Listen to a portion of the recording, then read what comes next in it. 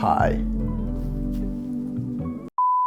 It's no secret that humans are at the top of the food chain. In fact, the primary purpose for our existence, according to God, was to subdue the earth and have dominion over nature. While this has been proven relatively easy to accomplish when we're adults, the fact is quite the opposite when we're infants. The primary role of a parent is to provide for their young and to protect them from any physical damages. Without this care, a baby would only survive up to 3 days, and that's if they're lucky. Once surviving past the stage of infancy, arguably the least difficult part of a parent's job is complete. Now comes the hard stuff, and that is teaching your child to become a person of moral integrity with a formidable character. And as I'm sure most of us can attest, this is very challenging for the overwhelming majority of parents. Why is that? I'm sure most parents had similar experiences with their parents and vowed that when they became parents that they won't repeat those same mistakes. So why do they repeat those same mistakes?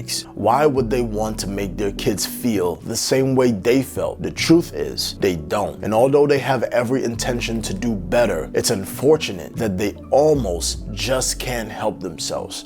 Family, we need to talk about this The Bible says, train your kids in the ways of the Lord, and when they get older, the truth will never leave them. This is a direct command from God to parents. Now, before we talk about parenthood, we need to briefly address the condition most parents find themselves in today's society. The percentage of the traditional nuclear family in the United States today is down to about 17.8%. This means that the most ideal environment for a young child to have the best chances at a successful life is deprived from more than 75% of the population.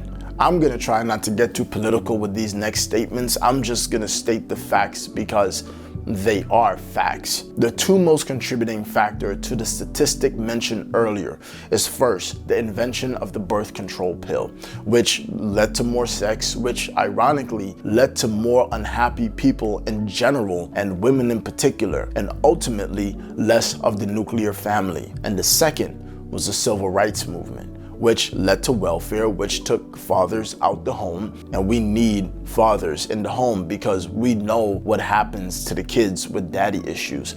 Do enough unbiased research coupled with a little bit of common sense, and I promise you'll arrive at the same conclusion. And don't even get me started on the institution of state-ordained marriages, but that's a conversation for another time, probably after I get married. However you slice it, this is all a result of sin in the world. Satan's ultimate plan is the utter and complete destruction of the masculine spirit. He was only able to influence the feminine spirit in the garden. And when Eve disobeyed God, she made Satan her God, because you can't serve two masters. And when Adam disobeyed God, he made the feminine spirit his God. Eve became Adam's God. The woman became the man's God. And if you don't believe me, take a look around. When was the last time you heard of a man with options turning down the advances of a beautiful woman to wait for his wife?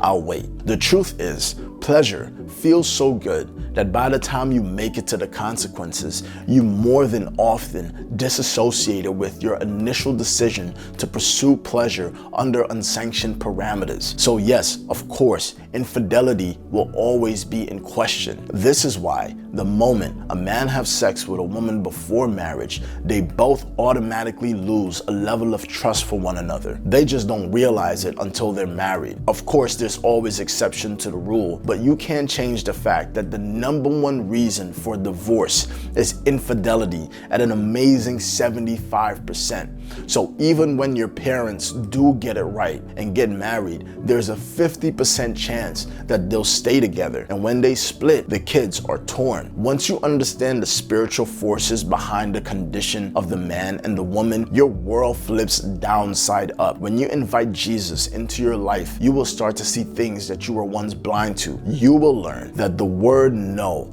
is the greatest word ever created. You will finally understand why it was so difficult for your parents to say no to certain influences and why they made so many terrible decisions. decisions. But don't get it twisted. We're not here to make excuses for grown people who made their own decisions. Forgiveness does not automatically mean equal trust and a strong relationship because of these two words called accountability and consequences. Forgiveness means that I recognize the spiritual and physical situations you face. I understand that you made terrible decisions that directly had a negative impact on my life. And even in the face of that, I forgive you because I am bigger than anger. I am bigger than hatred. I am bigger than resentment. And I am bigger than any experience of bitterness, because the God that lives inside of me is the very source of love. And there is no way that love itself can cohabitate with those spirits. Don't forgive your parents